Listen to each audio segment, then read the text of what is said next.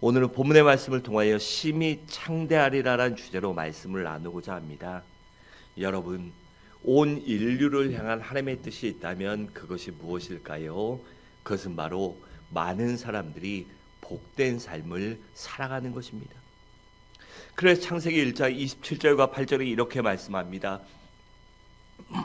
하나님이 자기 형상 곧 하나님의 형상대로 사람을 창조하시되 남자와 여자를 창조하시고 하나님이 그들에게 복을 주시며 그들에게 이르시되 생육하고 번성하여 땅에 충만하라 땅을 정복하라 바다의 고기와 공중의 새와 땅에 움직이는 모든 생물을 다스리라 하시니라 라고 했습니다. 여러분, 이처럼 하나님께서는 인간을 창조하신 후에 아름답고 완벽한 에덴 동산을 만드시고 그곳에서 인간들이 모든 것을 누리며 다스리며 복된 삶을 살기를 원하셨습니다. 그리고 그렇게 만들어 주셨어요. 그런데 이러한 복된 삶이 왜 깨어지게 됐을까요? 그것은 바로 사람들이 하나님의 말씀에 불순종하고 범죄한 그러한 이유였기 때문입니다. 그래서 하나님께서는 그 약속의 말씀대로 범죄한 인간들을 에덴 동산에서 내쫓으시고 가시와 엉겅퀴가 나는 세상 속에 살아가며 가난과 저주 속에 살게 하셨어요. 그래서 이 사람이 우리가 겪는 삶의 문제들이 바로 우리의 죄 때문인 것입니다. 여러분, 그런데 사람들은요, 누구나 막론하고 본능적으로 복된 삶, 행복한 삶, 좋은 삶을 살아가기를 원하고 그것을 추구하고 살아갑니다. 그래서 이 모양 저 모양 숱하게 노력을 해봤지만 근본적으로는 복된 삶을 살 수 없었습니다. 왜일까요? 우리에게 죄의 문제가 해결되기 전에는 결코 하나님이 주신 이 복된 삶이 회복될 수 없기 때문입니다. 여러분, 예수님께서 왜 이 세상에 오셨을까요? 그것은 바로 우리들에게 하나님이 주신 이 복된 삶을 회복시켜 주시게 하기 위하여 이 땅에 오셨습니다.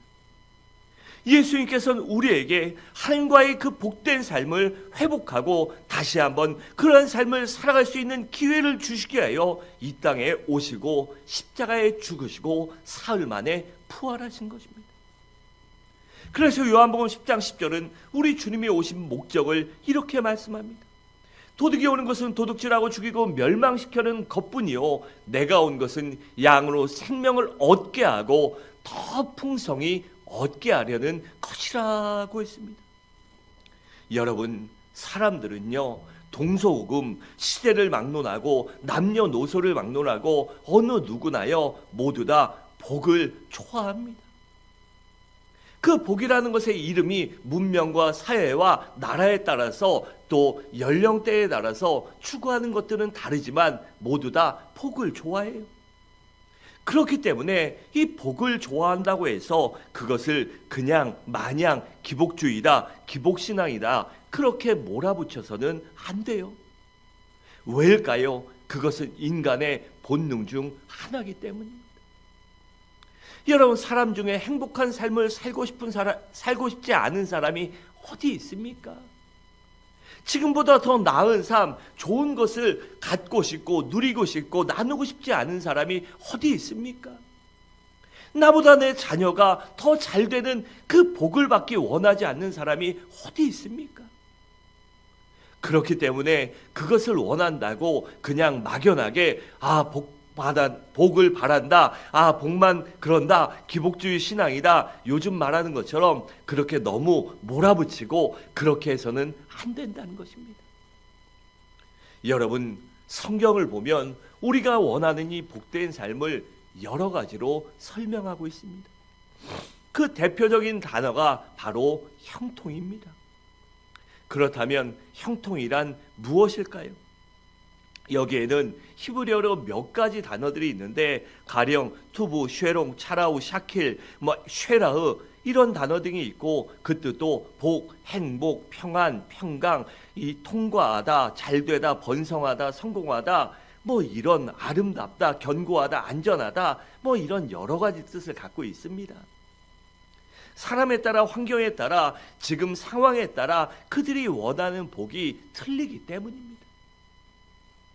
여러분, 이러한 여러 가지 뜻을 갖고 있는 이 형통이라는 단어의 뜻만 봐도 이것이 얼마나 아름답고 복된 단어인지를 알 수 있습니다. 그렇다면 우리가 어떻게 형통할 수 있고 어떻게 해야 본문이 말하는 심히 창대하게 되는 삶을 살아갈 수 있을까요? 첫째로 하나님을 열심히 섬겨야 합니다. 5절에 이렇게 말합니다. 내가 만일 하나님을 찾으면 전능하신 이에게 간구하고 라고 했습니다.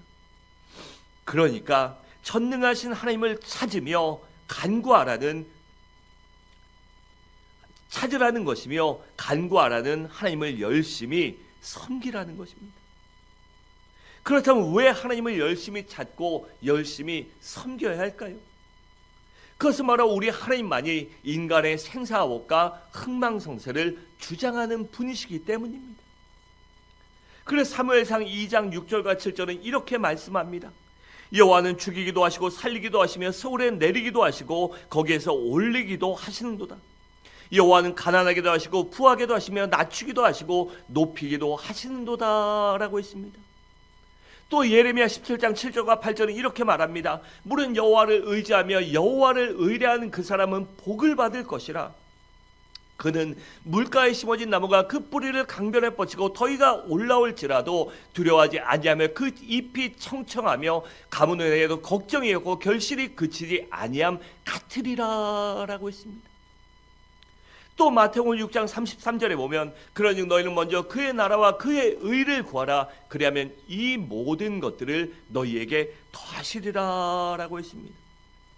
또 역대하 16장 9절에 보면 여호와의 눈은 온 땅을 두루 감찰하사 전심으로 자기에게 향하는 자들을 위하여 무엇을요? 능력을, 은혜를 베푸시나니라고 했습니다.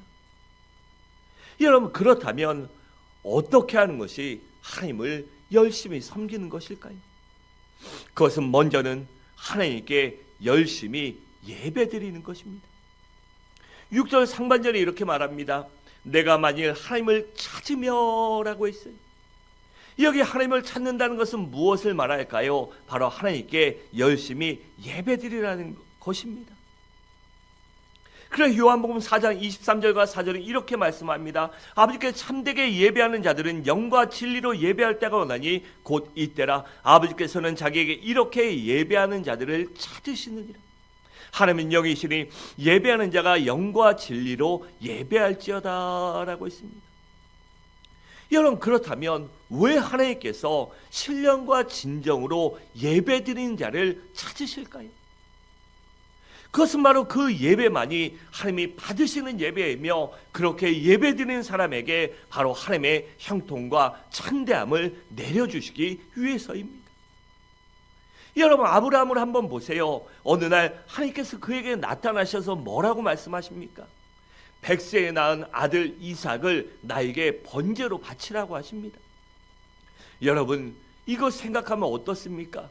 아브라함도 아마 내적으로는 굉장히 많은 고민과 아픔과 눈물과 갈등이 있었을 것이에요. 그에게 참으로 어려운 시험, 테스트였지만 아브라함은 하나님의 그 테스트에 순종해서 즉시 모리아 산으로 가고 거기서 이삭을 잡아 하나님께 번제로 드리려고 합니다. 여기 번제란 제사를 말해요. 그리고 제사란 바로 예배를 말합니다. 그러니까 아브라함이 이삭을 제물로 바치면서 하나님께 예배를 드리려고 했던 것입니다. 그때 하나님께서 나타나셔서 아브라함아, 아브라함아, 그 아이에게 손을 대지 말아라.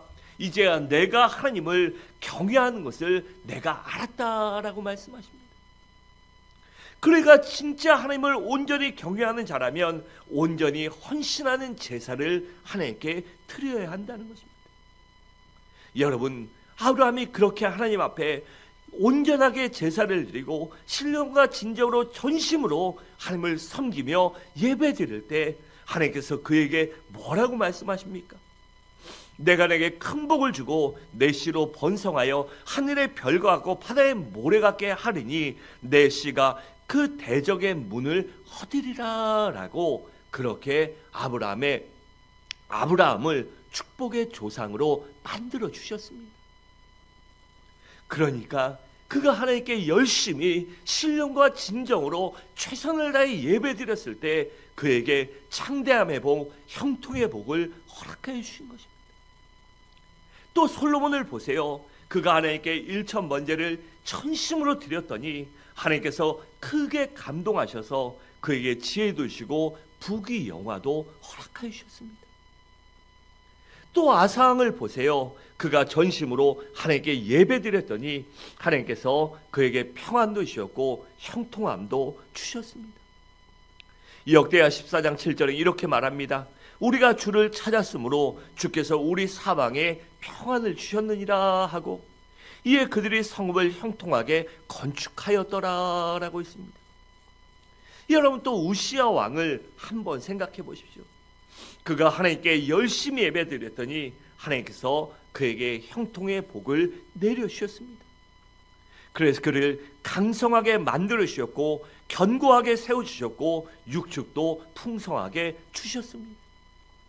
역대하 26장 5절은 이렇게 말씀합니다. 하나님의 묵시를 밝게 하는 스가랴가 사는 날에 하나님을 찾았고 그가 여호와를 찾을 동안에는 하나님이 어떻게요? 형통하게 하셨더라라고 했습니다. 여기 여호와를 구할 동안이란 하나님께 예배하는 동안이라는 그런 뜻이에요. 여러분, 하나님은요 예배를 소중하게 여기십니다.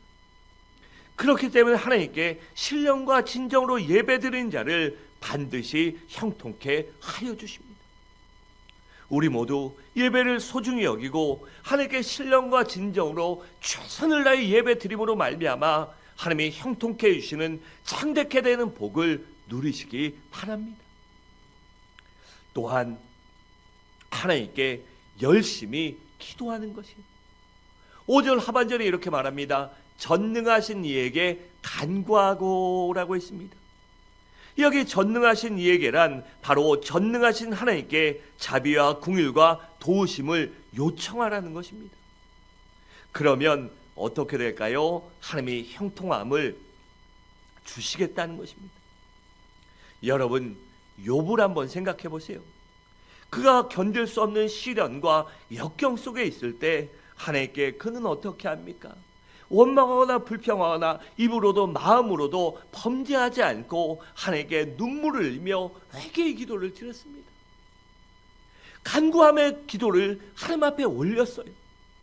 그리고 친구들을 위해서 자신을 공격하는 어떻게 보면 친구 같지도 않은 그런 사람들을 위해서 그들을 용서하고 축복의 기도를 했고 주님께 하나님께 간구의 기도를 올렸습니다. 그랬더니 하나님께서 그의 기도를 들으시고 그의 육신의 병도 고쳐주시고 자녀들도 다시 허락하시고 짐승의 때를 갑절로 축복해 주셨습니다. 또 아사왕을 한번 보세요. 역대하 14장을 보면 어느 날 애굽의 100만 대군이 그 나라를 쳐들어옵니다. 근데 저들의 군세력과 힘으로는 도저히 저들을 당해낼 재간이 없었어요. 그때 아사왕은 어떡합니까? 하나님께 간절히 부르짖기 시작합니다. 여호와 하나님이여, 강한 자와 약한 자 사이에 주밖에 도와줄 이가 없사오니 우리 하나님 여호와여, 우리를 도와주옵소서. 우리가 주를 의지하며 주의 이름을 의탁하였고 이 많은 적을 치러 왔나이다 라고 합니다. 또 여호와 주는 하나님이시오니 원컨대 사람으로 주를 이기지 못하게 하옵소서라고 그렇게 우리가 믿음으로 하나님의 이름으로 나가오니 싸우오니 하나님 우리를 도와주옵소서. 그래서 하나님의 이름이 더럽혀지지 않고 할례받지 않는 믿지 않는 자들에게 조롱거리가 되지 않게 해달라고 그렇게 간절히 기도했습니다. 그랬더니 어떻게 됐을까요? 하나님이 도와주셔서 적들을 모조리 섬멸할 수 있었습니다. 그래서 그 모든 적들이 죽고요, 그들이 갖고 왔던 이 전략 물자들 다 취하게 돼서 그 성이 갖고 있던 어려움과 기근과 또한 이러한 전쟁으로 많은 것들을 얻게 된 것입니다. 그러니까 이 위기가 그가 하나님께 기도했더니 위기가 전화위복이 된 것입니다. 여러분, 열심히 기도하는 사람이 바로 열심히 하나님을 섬기는 사람입니다. 그리고 하나님께서는 열심히 기도하는 자를 반드시 형통케 해주시고 심히 창대하게 만들어 주십니다. 그러므로 우리 모두 열심히 예배 드리시기 바랍니다. 그러면 하나님께서 반드시 형통케 만들어 주십니다. 그리고 열심히 기도하시기 바랍니다. 그리고 하나님께서 반드시 우리의 간구에 응답하셔서 우리의 모든 것들을 허락하여 주실 것입니다. 둘째로, 우리가 심히 창대케 되기 위해선, 또한 형통을 누리기 위해선 청결하고 정직해야 합니다. 우리 6절과 7절 함께 읽겠습니다. 시작.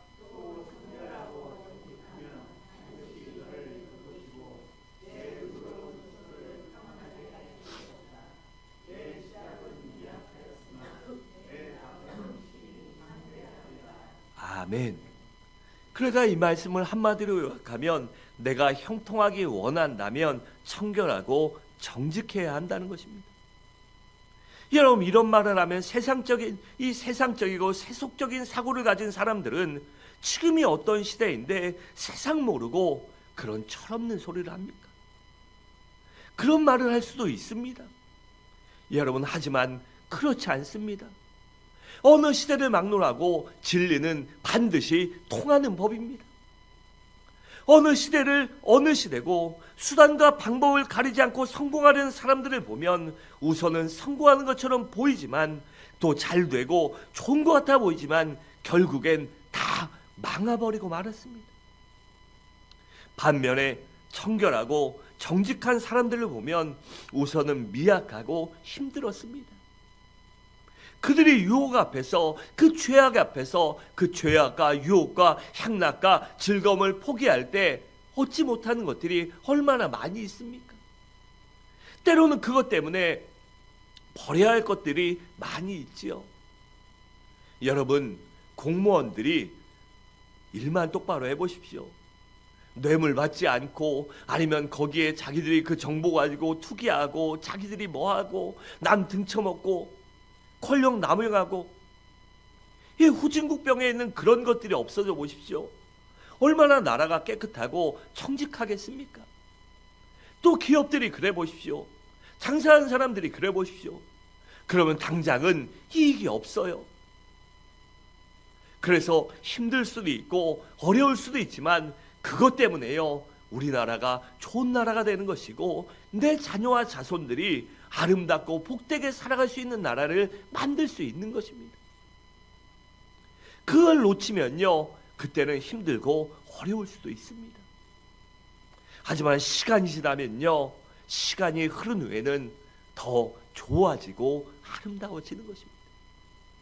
우리의 인생도 마찬가지 아닙니까?